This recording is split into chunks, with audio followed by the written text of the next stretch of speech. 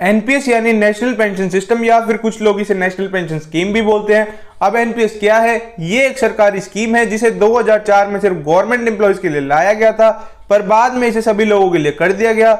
देखो, NPS scheme का कुछ ना कुछ फायदा होगा, तभी तो सरकार ने सभी लोगों के लिए कर दिया कि जो भी व्यक्ति चाहे वो इस स्कीम का लाभ ले सकता है। देखो, इस एनपीएस को आप जितने लोगों को बता सकते हो उतने लोगों को बताना, क्योंकि ये गवर्नमेंट स्कीम है। कोई व्यक्ति एनपीएस में इंटरेस्टेड होता है, कोई नहीं होता, बट हमारा बताना फर्ज है। बाद में किसी को रिग्रेट नहीं होना चाहिए कि हमें लेट पता चला। आप एनपीएस को अपने घर वालों के साथ भी डिस्कस कर सकते हैं। अब बात करें एनपीएस की, तो एक्चुअल में क्या है ये एक रिटायरमेंट स्कीम है जिसका उद्देश्य है कि हर व्यक्ति के पास रिटायरमेंट के समय इतना पैसा होना चाहिए कि वो किसी पर डिपेंडेंट ना रहे।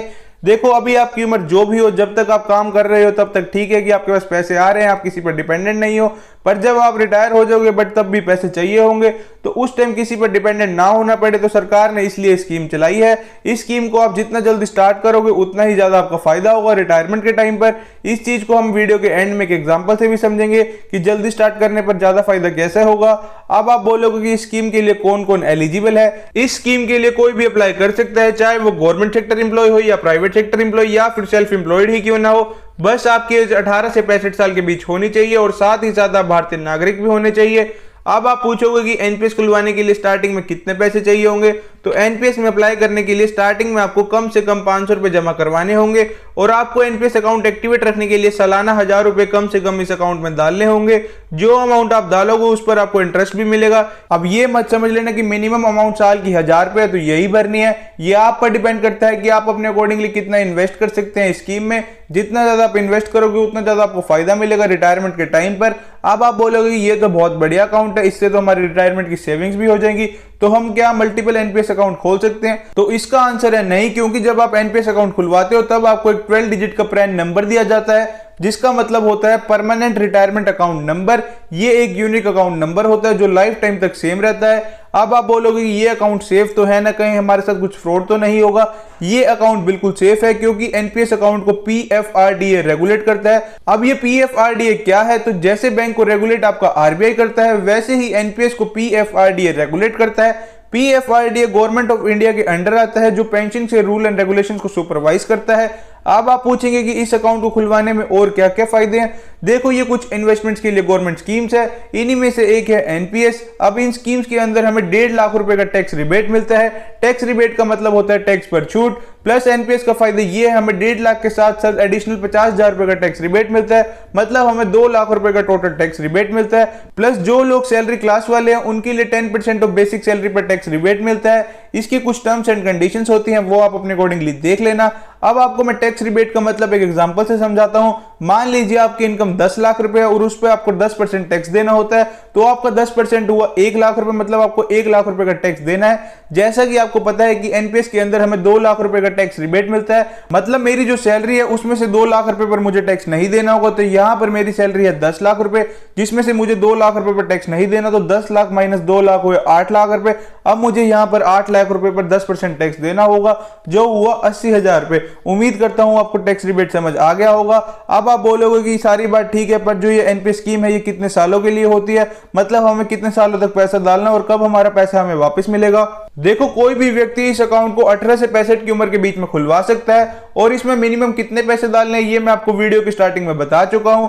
अब बात आती है कि एनपीएस अकाउंट मैच्योर कब होता है। देखो, जब आपकी उम्र 60 साल की हो जाती है तब आपका अकाउंट मैच्योर हो जाता है। उस टाइम आपको लगता है कि आपको रिटायरमेंट लेनी है, तो आप इस अकाउंट से अपना पैसा निकाल सकते हैं। और उस टाइम लगता है कि अभी रिटायरमेंट नहीं लेनी, तो आप 70 साल की उम्र तक ये अकाउंट कंटिन्यू कर सकते हैं। अब अगला क्वेश्चन शायद आपका ये होगा कि अगर किसी को पैसों की जरूरत पड़ी तो क्या हम बिना एनपीएस अकाउंट मैच्योर हो उसमें से पैसे निकाल सकते हैं? तो जी हां, आप बिना एनपीएस अकाउंट मैच्योर हुए पैसे निकाल सकते हैं। इसे हम बोलते हैं प्री मैच्योर विड्रॉल। क्योंकि ये एक रिटायरमेंट स्कीम है तो इसमें कुछ कंडीशंस भी होंगी। सबसे पहली कंडीशन है कि आपका अकाउंट कम से कम 3 साल पुराना होना चाहिए और आपने जो पैसे अभी तक जमा किए हैं इस अकाउंट में उसका आप 25% तक ही निकाल सकते हैं। और साथ ही साथ आपका कोई वैलिड रीजन होना चाहिए पैसे निकालने का, जैसे कि बच्चों की पढ़ाई और कोई मेडिकल इमरजेंसी। अब आप बोलोगे कि प्री मैच्योर विड्रॉल की जगह क्या हम प्री मैच्योर एग्जिट नहीं कर सकते, जिससे हमारे पैसे मिल जाए और हमारा अकाउंट भी बंद हो जाए?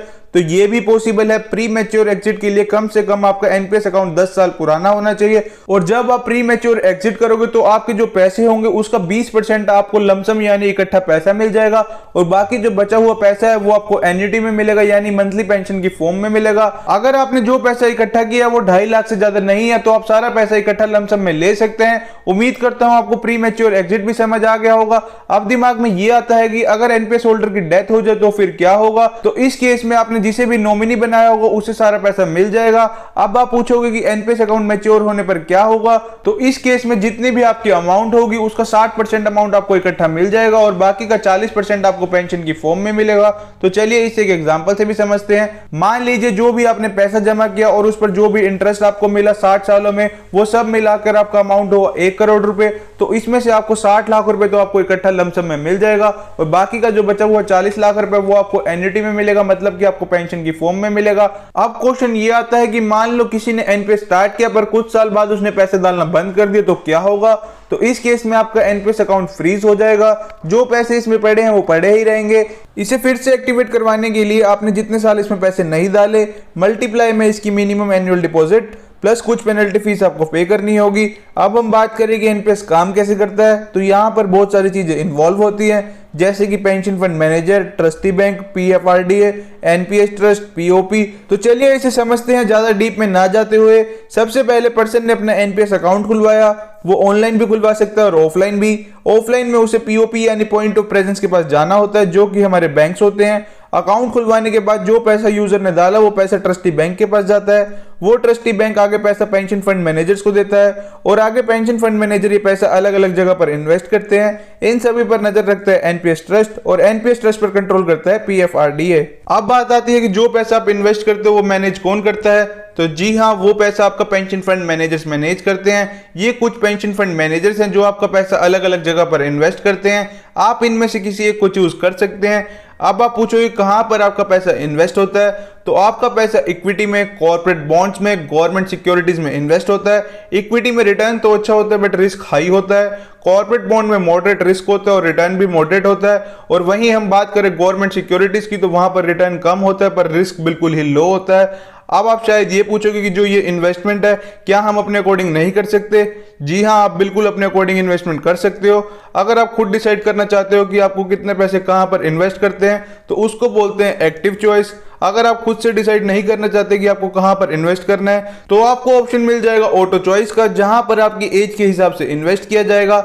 एक्टिव चॉइस में आप 75% से ज्यादा इक्विटी में इन्वेस्ट नहीं कर सकते क्योंकि वहां पर रिस्क थोड़ा ज्यादा होता है। अब आपको एक चीज और बता दूं, एनपीएस में भी 2 टाइप के अकाउंट होते हैं, टीयर 1 अकाउंट और टीयर 2 अकाउंट। अभी तक जो हमने एनपीएस अकाउंट की बात की है वो टीयर 1 अकाउंट है। अब आप पूछोगे फिर ये टीयर 2 अकाउंट क्या है। देखो, जो ये टीयर 2 अकाउंट है ये एक वॉलंटरी अकाउंट है, मतलब टीयर 2 अकाउंट खुलवाने के लिए टीयर 1 अकाउंट का ओपन होना जरूरी होता है। ऐसा जरूरी नहीं है कि आपको टीयर 2 अकाउंट खुलवाना कंपलसरी हो। टीयर 2 अकाउंट खुलवाने के लिए स्टार्टिंग में आपको 1000 रुपीज का कंट्रीब्यूशन करना होता है, और हाँ, इस अकाउंट को मेंटेन करने के लिए कोई भी एनुअल मिनिमम बैलेंस रिक्वायर्ड नहीं होता। अब क्वेश्चन ये होगा कि इस अकाउंट को खुलवाने का क्या फायदा है। टीयर 2 अकाउंट आप बिल्कुल नॉर्मल बैंक अकाउंट की तरह समझ सकते हो, बस इस अकाउंट में आप अपने पैसे पेंशन फंड में इन्वेस्ट कर सकते हो। इस अकाउंट में आप अपना सारा पैसा इकट्ठा विड्रॉ भी कर सकते हो। यहाँ पर आपको पेंशन फंड मैनेजर्स मिल जाएंगे जो आपका पैसा अलग अलग जगह पर इन्वेस्ट कर सकेंगे। तो चलिए अब हम एक बार एनपीएस कैलकुलेटर को भी यूज करके देखते हैं। तो सबसे पहले आपको एनपीएस कैलकुलेटर ओपन करना होगा, जिसके लिए आपको गूगल क्रोम पर जाना होगा। वहां आपको सर्च करना होगा एनपीएस कैलकुलेटर, जो भी टॉप पर लिंक आएगा आपको उसको ओपन करना है। जैसे ही आप ओपन करोगे आपके सामने एनपीएस कैलकुलेटर का इंटरफेस ओपन हो जाएगा। अब यहाँ पर सबसे पहले आपसे आपकी डेट ऑफ बर्थ पूछी गई है, जो भी आपकी डेट ऑफ बर्थ हो यहाँ पर एंटर कर देना। मैं यहाँ पर एक एग्जांपल समझा रहा हूं, तो मैं यहाँ पर कोई भी डेट ऑफ बर्थ सिलेक्ट कर लेता हूं। सपोज करिए यहाँ पर मैंने डेट ऑफ बर्थ सिलेक्ट करी 13 मार्च 2003। उसके बाद हमसे पूछा गया है कि आप प्रति महीने स्कीम में कितना इन्वेस्ट करना चाहते हैं, तो यहाँ पर हम 1000 रुपए सिलेक्ट कर लेते हैं। अब यहाँ पर नीचे आपसे पूछा गया है कि आप कितना रिटर्न एक्सपेक्ट करते हैं, तो हम एटलीस्ट 10% रिटर्न एक्सपेक्ट करते हैं। राइट साइड में आपके पास दिखाया गया है कि status of your pension amount at retirement. आपने अपने टेन्योर में इन्वेस्ट करे 6,72,000 रुपए, आपको रिटायरमेंट पर मिलेंगे 3,18,00,000 रुपए। जैसा कि आपको पता ही है, रिटायरमेंट के टाइम पर आपको जो अमाउंट मिलती है उसमें 60% अमाउंट आपको लमसम मिलती है और 40% अमाउंट आपको एन्युटी में मिलती है। यहाँ पर जो ग्रीन कलर में चार्ट दिखाया गया उसमें से जो अमाउंट है वो आपको लमसम मिलेगी, और राइट साइड में जो अमाउंट है ब्लू कलर में वो आपको एन्युटी पर मिलेगी। अब एन्युटी पर मंथली पेंशन कितनी मिलेगी वो आपको नीचे दिखाया गया। यहाँ पर आपको मंथली पेंशन मिलेगी 63,000 रुपये। अब एक क्वेश्चन और आता है दिमाग में कि हमें हमारी मंथली पेंशन कौन देगा।